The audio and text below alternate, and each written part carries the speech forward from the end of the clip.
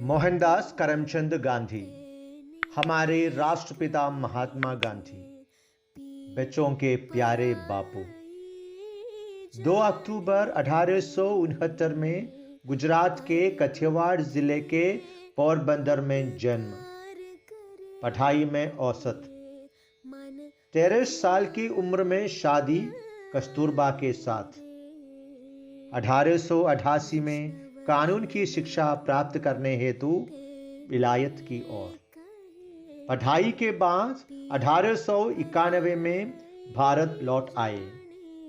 मुंबई की अदालत में वकालत शुरू की। पहली वकालत हार गई, फिर वकालत छोड़ दी। 1893 में एक वकालत लेकर दक्षिण अफ्रीका की ओर। ये एक ऐतिहासिक यात्रा बनी। भारत के भविष्य बदलने में ये यात्रा कारण बन गई।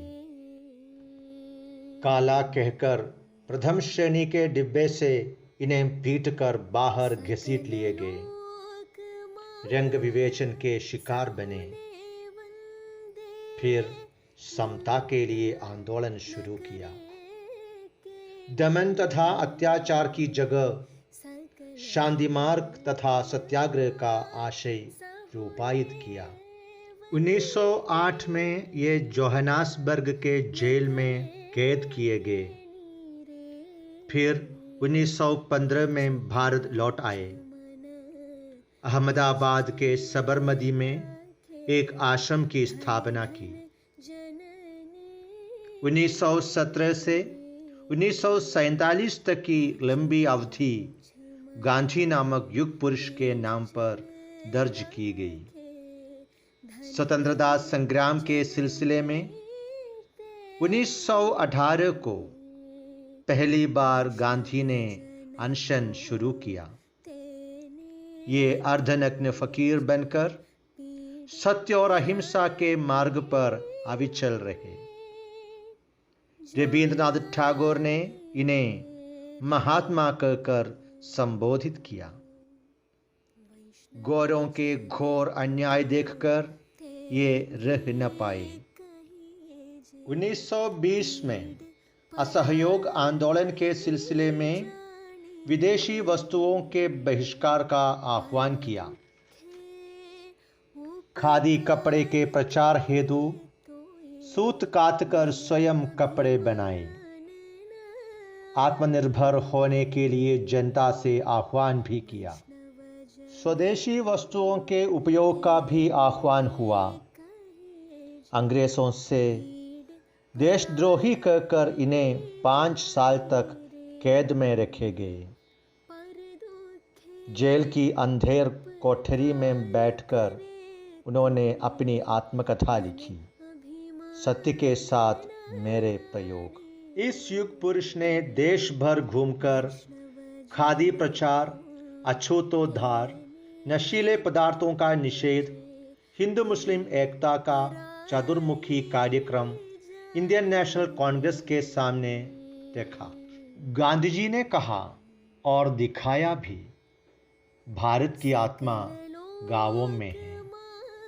1930 में 385 मील पैदल चलकर दांडी के सागर के तट पर नमक बनाकर अंग्रेजों के नए कानून का उल्लंघन किया। हजारों लोगों ने उनके कंधे से कंधे मिलाकर साथ दिया। फिर 1942 में भारत छोड़ो आंदोलन। लोगों से आह्वान किया, करो या मरो।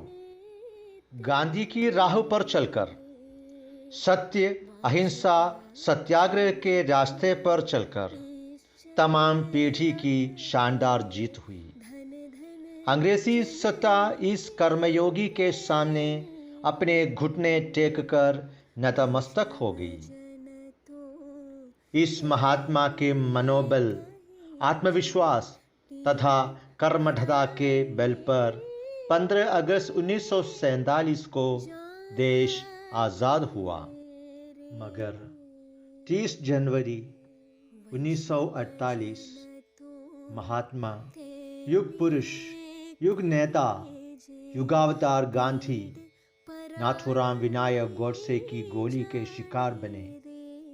ये पुण्यात्मा अपना कर्म पथ छोड़कर देश की मिट्टी में विलीन हो गए।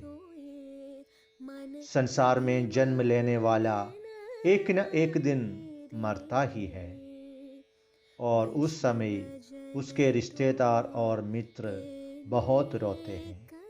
पर गांधी जी की मृत्यु पर सारा संसार रोया। दुनिया भर के राजा, नेता, स्त्री पुरुष, बाल बच्चे, साधु संत सब रोए, क्योंकि वे विश्व बंधु थे, वे विश्व मानव थे। क्या संसार में इसी तरह कोई और महान पुरुष जन्म लेंगे?